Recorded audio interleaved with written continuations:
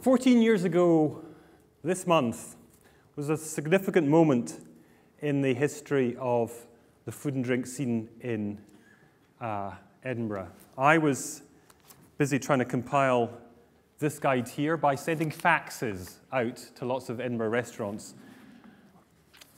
You could get a three-course meal in a restaurant on Victoria Street called Pierre Victoire for £4.90. And champagne corks were popping in the Shore in Leith. And there was a general sigh of relief among the Edinburgh dining scene because Martin Wishart had won a Michelin star in Edinburgh. The sighs of relief were because we had caught up with Glasgow. Andrew Fairley had held one for a number of years in Glasgow. Edinburgh had been feeling the draft. Andrew was about to move to a place called Gleneagles to seek his fortune there, but the Michelin star was in the safe hands of Gordon Ramsay, who took over Amaryllis in Glasgow. Guys, we've come a long way. In those 14 years, we now have a year dedicated to food and drink. It has risen up the agenda higher and higher in the Scottish context that we have this situation. And over the years, Edinburgh has become synonymous, not just with the Michelin stars, and Paul Kitching there, who runs 21212 restaurant, he gave up his Michelin star, he gave up his restaurant in Manchester, Manchester's only Michelin star holder, and he wanted to come to Edinburgh because that was the place where it was happening. Other chefs, without the star, but equally, I think, relevant, are people who have come from stellar careers overseas to come back to Edinburgh because there's more of a scene. People like Stuart Ralston, who was working in top restaurants in New York, has come back to run Azel. A guy called Ben Reid, who was a chef, a development chef at the Nordic Food Lab, very forward-thinking, has come back to Edinburgh to seek his fortune, to make things happen here. It's a very exciting scene. Back in 2000, Edinburgh's Farmers Market started with a monthly market. Again, we have a bustling thing every single week. We have other markets around the city in Stockbridge and other places. This is happening on the streets. It's not just the restaurants. We have the headline act of the 5 Michelin stars, but there's an awful lot more behind. And I think one of the key things that Edinburgh has is just below that stellar range. We have a fantastic range of places where you can go. They are often individually run restaurants. Not big chains, individually run restaurants, places with character, but places with real value. And then nowadays, which has not been the case until recently, it trickles all the way down. Street food is becoming a thing. Little pop-up events happening.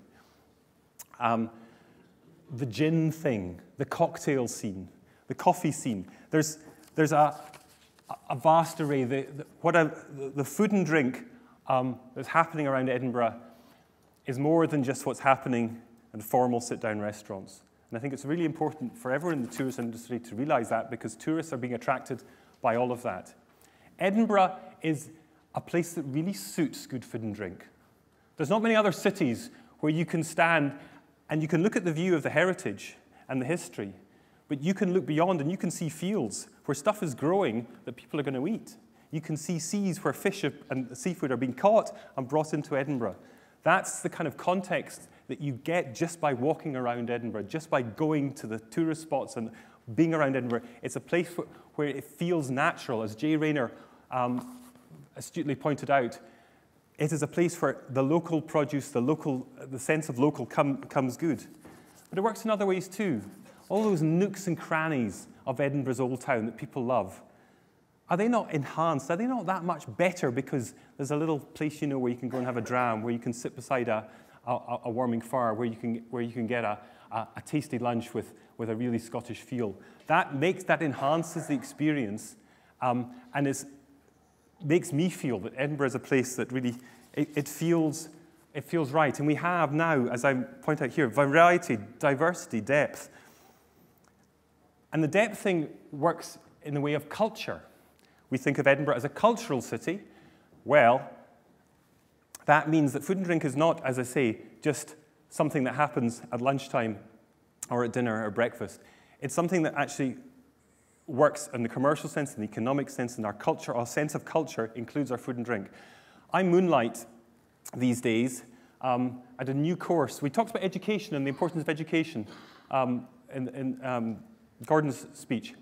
I work at Queen Margaret University a couple of days a week in a brand new course in gastronomy. And that's not just about, it's not even just about fine dining, it's about the more modern view of gastronomy, which is this all-encompassing view of food as a thing, as a cultural phenomenon, as an economic phenomenon that is multifaceted. And to begin to study that, this is the first course in gastronomy in the UK, and it's happening in Edinburgh, and I think that's very important. Now, all this is very nice. We like our food, we like our drink, but it also means business. We've got a quick vote to do. Can I ask you to pick up your voting clickers and give an answer? What do you think the daily spend is on food and drink in Edinburgh by overnight visitors? Scottish Enterprise figures are telling us that overnight visitors, that's actually not counting locals and it's not counting day visitors, are spending £1 million a day in food and drink. If you're in the tourist industry, and this is not just for restaurants, this is, if you're in the tourist industry, there's a piece of that for you. There's a lot of people willing to spend good money on food and drink generally. And I think what we're trying to do is encourage you to realize that. Now, another publication that we've been involved with is something you can pick up outside as we leave, a Business Opportunities Guide to Food and Drink, to try and encourage you to know about what the opportunities are, how to get involved in the food and drink world, how to really collaborate, engage, innovate, and to understand how these new tourists, what they call food-loving culturalists, are coming to Edinburgh, but they're coming with high standards. And I think one thing the Year of Food and Drink is really about is, yes, celebration, yes, realization that we've got something good, but also to say the standards are now much higher. We don't get away with things. Small things can make a difference, but you don't get away with the make-dos. You have to be flexible in the way people are eating and drinking and realize that and respond to that. And authenticity. People really want to have that authenticity.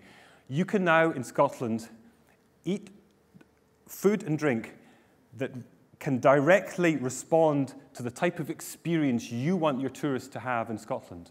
They can have a meal that they think explains the type of experience that you think they should be having in Scotland.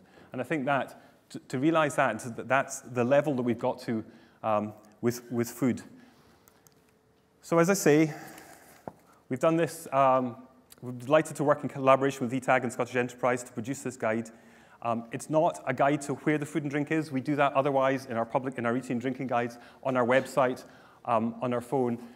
But this is for you to think of as opportunities across the tourism sector to engage with food and drink because, well, one of the great things about food and drink is that you can enjoy it too. And the more you enjoy it, actually the more the people you contact and the tourists will enjoy it. They will respond to your enthusiasm, and you get to enjoy it all the way too. I think they call it in the industry a win-win situation. I just call it lunch or dinner or breakfast. Thanks very much.